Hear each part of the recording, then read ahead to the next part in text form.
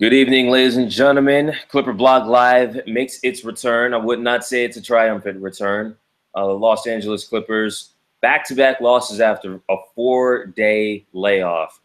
This time tonight to the Portland Trailblazers in Portland, 102-91.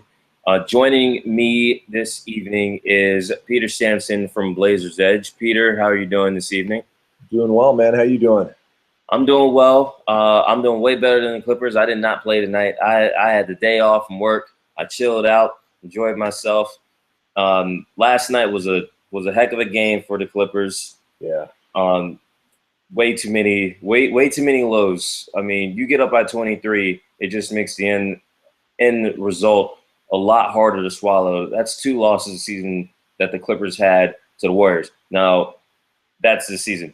Last season, the Clippers went to Portland. They won twice. One of those coming off of the second night of a back-to-back where the Clippers were in a huge deficit, and they found a way to pull it out. So I saw a lot of talk about injuries and the schedule being at a bad time for the Clippers. You were at the Moda Center tonight. Tell me what you saw. Well, it started off kind of the Blazers have lost 7 in a row before tonight, and just kind of a lack of energy, execution, just a general sense of urgency and things. They didn't start out poorly, but we were kind of headed along the same track. The Clippers have had their struggles as well, but when push comes to shove, they basically have more pure basketball talent than Portland, let's just be honest. They have more talented basketball players, and it looked like things were going to kind of track along those lines, and the Clippers were going to pull away. But slowly kind of started picking up. Obviously, in the second half, things changed, and I'm sure we'll talk about that shortly. But it was a kind of a sparse crowd. Portland represents their only real major team, so we're there, good or bad. But it was a little bit light tonight, which was kind of interesting to see, but ended up being a good turnout. It was nice. Now, biggest moment in this game for me, if you want to say a turning point, a finishing point, as you know, the Blazers they lost 7 straight. They last played Wednesday. It was I believe that was JB Bickerstaff's first game as the Houston Rockets head coach. Obviously, people who follow the Clippers are just shocked that Kevin McHale got fired after he's the one who came back from the 3-1 deficit. And the Rockets, it was only about 3 weeks ago that the Clippers actually lost to the Rockets. We couldn't believe what was going down there. But this was a 3-point game. After I believe Blake Griffin had a bucket, and all of a sudden it became Lillard time. What was it that you saw that allowed the Blazers to go from a close game where they've been shaky late, that's really been their biggest problem, to this being a blowout basically? Well, obviously Lillard time, which we haven't seen much of this year at all, really, with the talent drop-off that Portland suffered this year. Defenses are able to just key in on Lillard. You saw Griffin and Paul trying to trap him up above the three-point line near half court. The big thing that I noticed, offensive rebounding. Mason Plumlee, who honestly is a pretty limited player in general, really, and especially on the rebounding, had a few offensive rebounds. And Ed Davis, coming off the bench, had a huge rebounding game. Off the top of my head, what did he have, 16? I don't have it in front of me. I think he had 16 rebounds. He had 15 total rebounds, 10 of them on the offensive glass. And Portland as a team at 17 rebounds offensively. Yeah, and taking advantage of those second chance points is what kind of kept him in the game until Lillard was finally able to cut loose and have those last 3 big threes in the fourth quarter and help him pull away. Now, the thing that I noticed, I mean, you alluded to the rebounding. Ed didn't even start. Yeah. Okay, Ed didn't start. Mason Plumlee, who, I mean, when the guy is playing well, it's like, oh, he's a factor, man. He's got to be a 30-minute guy every night. He did not play well to start the season, especially shooting from the free throw line. That was pretty much the entire Prime Ticket broadcast. It was like, man, Mason Plumlee sucked from the free throw line to start this season. What in the heck is going on there? after the Blazers have been spoiled as far as their center shooting free throws. Robin Lopez shot a very respectable percentage for any player, let alone a center, the last couple of seasons. I felt like Mason was the player of the game. He had a season high 18 points. He had 10 rebounds. He made plays down the stretch that some of the plays obviously still up on the stat sheet. Obviously shooting more free throws and making more free throws by himself in the fourth quarter than the Clippers did as an entire team. But I felt like a play he made was Blake trying to post up, and Mason comes around the backside on the baseline and force a turnover, something which you following Portland doesn't force turnovers. Nope. So what was it tonight about the matchup against the Clippers front court that allowed Mason Plumlee and Ed Davis to play so well? You know, I wish I had the answer. I'd pass it along to Coach Stotts, because, I mean, when I wrote the preview for Blazers Edge for this game, one of the things I noted is that the big challenge is going to be Mason and whoever was going to start, and it ended up being Noah Vonleh, trying to go up against Griffin and DeAndre Jordan. Obviously, DeAndre's a monster on the glass and on defense, and Blake Griffin has frankly gone from star to superstar this year, let's be honest. And Mason just had it rolling. You know, he's so athletic. He's not elite really at anything, but he's got hops. He's got a motor, right? But for whatever reason, he's not able to really use it game to game. And I think maybe just the success he was having against Jordan, against Griffin, even if it wasn't necessarily a huge offensive game, he certainly got his points, but it's not like he was, dominating in the low post or anything like that. But just that he was able to make an impact, success feeds on itself, right? And that play that you're referring to, where he came around the backside on the baseline and stripped Blake, Griffin, had he turned around and been able to, get free for an 18-footer, that could have killed Portland's momentum right there. But instead, they were able to get out on the break, score two more, and that was basically the capper, right? Yeah, that's pretty much what I saw. I mean, the Clippers, to bring it to them, has saved their worst play lately for the fourth quarters. Yeah. And tonight they didn't have Paul Pierce. And with Lance Stephenson in the starting lineup, there's been a consistency about Lance, and that consistency is he will not play in the fourth quarter. The Clippers had 10 guys come off the bench to appear in this game. Lance obviously played the fewest of any of those 10 in the fourth quarter. Yeah. And the defense is what killed them. The similar thing happened against the Golden State Warriors Thursday night. They actually took the lead, got some momentum going into the final 5 minutes of the game, and then the Warriors went on a 22-5 run to close things out. So again, you look at the Blazers and you want to give them credit for having the poise, such a young and very new team. But then you look at the Clippers and they're like, man, even though these guys are a lot of veterans, there are a lot of new pieces. These guys look like they need a practice. They're probably not going to get that practice tomorrow. Knowing them, they're going to travel, probably take an off day because they play early on Sunday. And it's really just looking like a Clippers team that is just going to need another month until they gel. Yeah, that makes sense. It's kind of interesting. The Clippers are having similar problems to the Blazers this year. They just, again, we were chatting before we went live here. Frankly, they just have more basketball talent, hence a better record, hence more of a chance to turn things around. But outside of the superstar element, they're sort of, some of their role players are struggling a little bit. They have rotational questions, particularly at small forward. Pierce looks like he's lost a step. It's not for lack of effort with Pierce. He's just, he's near the end. Stephenson is a huge question mark.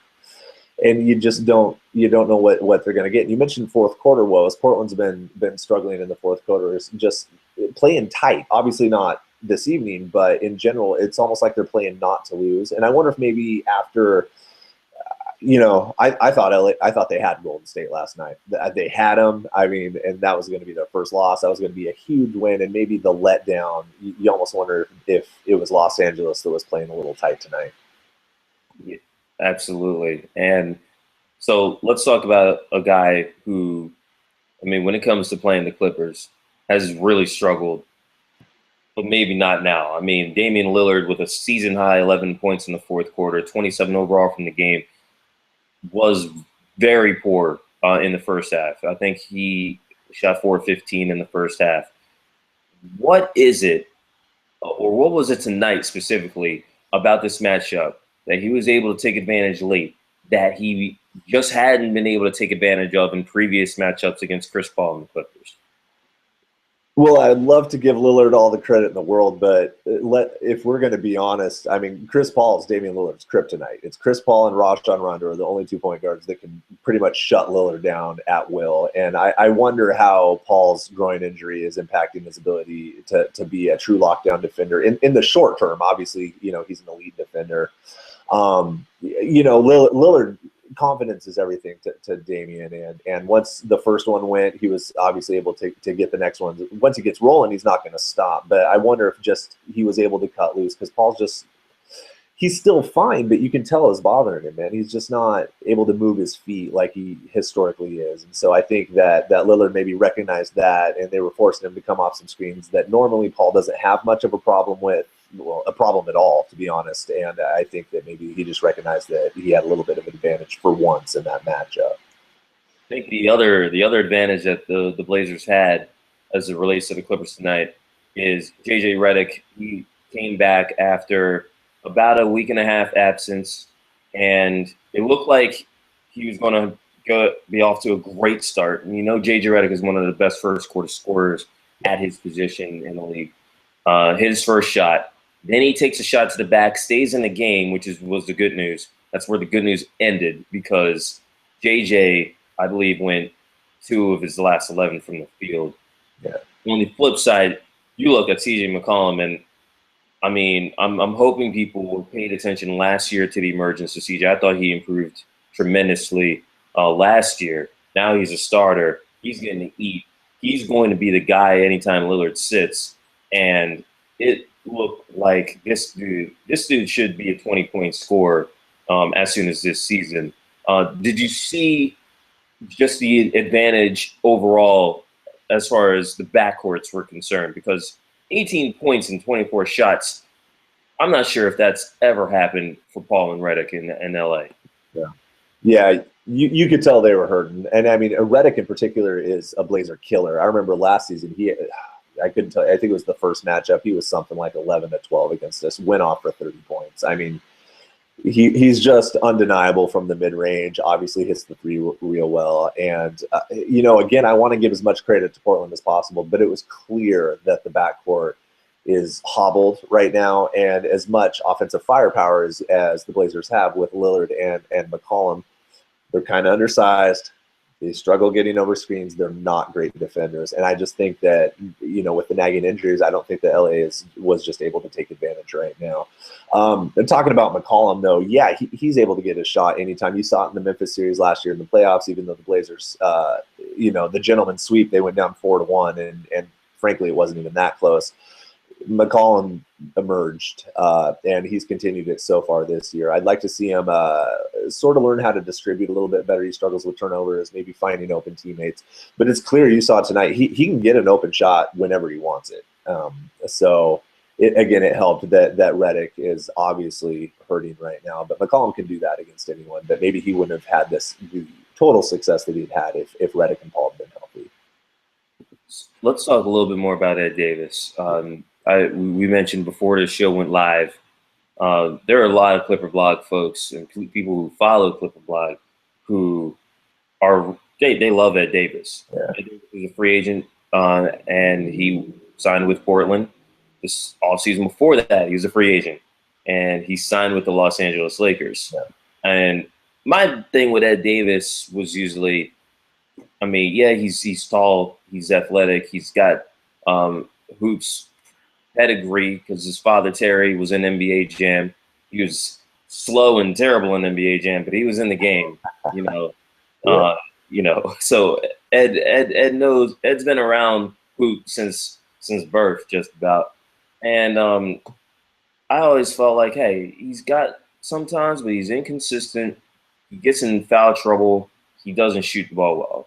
He comes in tonight and he kills the Clippers. He act like he had something to get off his chest. Now, the counter to that was a former Blazer, Jamal Crawford, came in. He didn't have a bad night. Him and Austin Rivers, they combined for 30 off the bench. Yeah.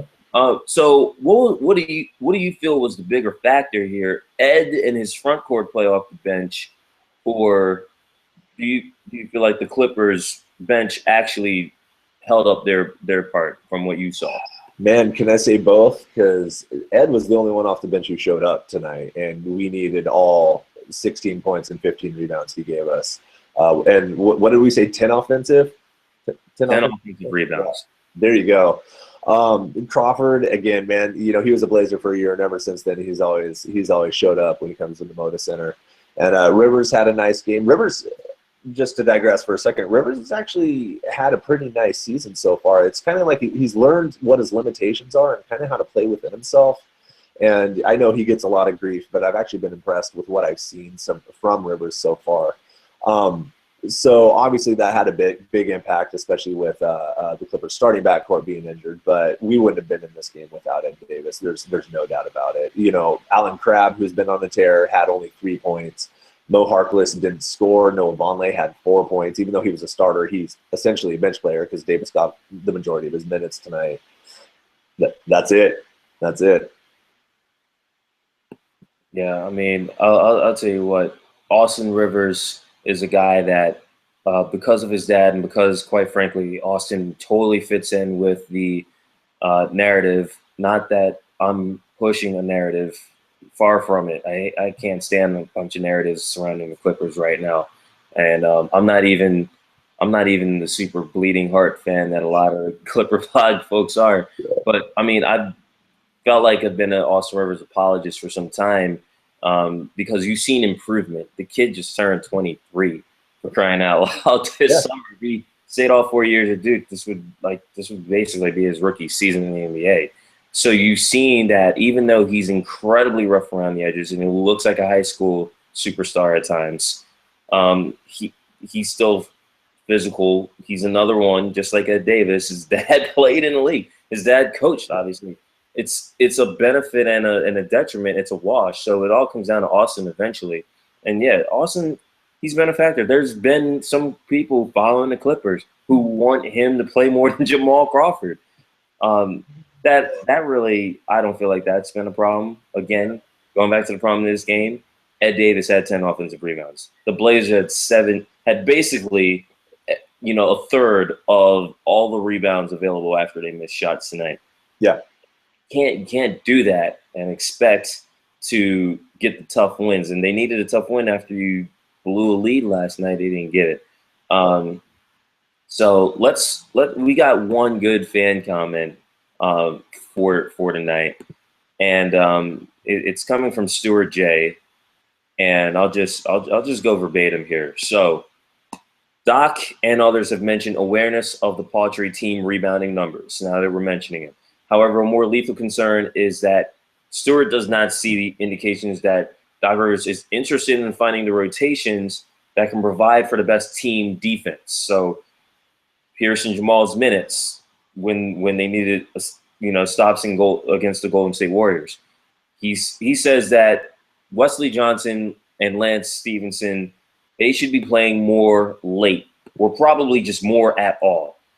After you saw Jamal Crawford and JJ Redick on the wings down the stretch in this one, another bad defensive fourth quarter for the Clippers, and really a bad second half for the Clippers. How do you feel about what the Clippers are doing with the rotations? That's a good question. There's a lot of uncertainty there, and I guess I'm going to defer to you. What's going on with Lance Stephenson? Well, the thing with Lance hasn't been good in at least a year and a half. Yeah. Okay. Like the last time Lance was really an X factor, he was blowing in LeBron James' ear, for crying out loud. Right. And he was a hustle guy. He was a moderately good defender, had a reputation as maybe a slightly above average defender. And you could say, okay, yeah, but he had Roy Hibbert behind him when Hibbert was still relevant, but he's got DeAndre Jordan behind him right now. So I don't, looking at his defensive rating, and I've only seen a handful of Clipper games this year, but I don't know what's going on with Stephenson. He has so much talent, and obviously he's a little unpredictable, I guess we could call it. But I just don't know the reason for the drop off. Maybe you have some insight into that. Well, my thing with Lance is this: even when he was with Indiana, at his crest, and I mean before Evan Turner came in that year, that was a terrible trade. Honestly, one of the worst trades that people are not really going to remember. Yeah. Because the Pacers still made it to the conference finals in 2014, and the thing with Lance is he's an outstanding rebounder if he gets minutes. And he still kind of is. He will hit the boards, he will hustle, he will play hard. He's a playmaker when he has the opportunity to make plays. Remember, in Indiana, George Hill still has a combo guard kind of feel. It's like that now. If you look at the Pacers, I'm not sure the Blazers have played them, Clippers haven't. But you look at the Pacers, it's Monte Ellis and Paul George making all the plays. George Hill is still kind of I'm going to get in where I fit in type of guy. Yeah. I mean, Lance is not ever going to have that kind of role with the Clippers with Chris as the point guard, and Chris is a very ball dominant point guard. And when Chris isn't there, it's Blake. Blake is arguably the best passing big man in the league, depending on how you feel about Draymond Green. By the way, after watching Draymond last night, I'm not. It's a great debate that needs to be had some other time. Not tonight. Tonight we're talking about Lance and what his role is on this team. He was traded basically straight up for Spencer Hawes. Obviously, Matt Barnes was in the deal. Charlotte wound up flipping him. And Lance has never been a dynamic playmaker defensively. He's a big guy. He's a sturdy guy, but he's not going to get a lot of steals. He's 6'5", so if you're playing him at small forward, you're giving up some height and you're probably going to give up some length. And the other thing with Lance that when people say he's really talented, I don't know if people realize he's not the most athletic guy in the world. He's not a guy who plays above the rim or anything like that. He's not a shot blocker. He's 6'5", he's big, and he's average athletically. And so because he's erratic, because the Clippers are doing everything they can to pretty much build him back up while also trying to keep him grounded after the disaster bomb that was his season in North Carolina last year, you got to kind of expect that Doc has got a plan for him. And plans are not easily realized by people outside the bubble, which kind of is me. I've only been around the team a little bit since media day. Plans are not, you can only speculate so much. It's November. It's not even Thanksgiving yet. So there's a plan. And it might take 2 months for us to figure it out. Who knows? The Clippers might give up on it entirely. It looked like it. Lance still played more tonight than he did the last week. So that's true. That's what's happening with Lance. You just get the feeling that Doc is trying to be patient with him. I don't know who else he's trying to be patient with because they're 6-6. It's a bad look when you consider where the team's been the last 4 years. That's true. And I think that, he has some new bench pieces to work with. The big knock against the Clippers in the recent past is they have a phenomenal starting lineup, but they're not that deep. And so they went out, they bolstered the bench, and that's going to take some time to integrate, right? And like you said, it's not even Thanksgiving yet. So maybe see if Pierce can get in better shape. Maybe see what Wesley Johnson can give you. Crawford, I think what Crawford's going to give you night in and night out. You just, we had Crawford for a year, and you live with Crawford and you die with Crawford, basically. But you want a guy like that on your bench. So some of it might be, I'm sure, like you said, Doc's got a plan, right? But maybe he just needs to see how he's going to integrate it because he really hasn't had this kind of depth since he's been in LA.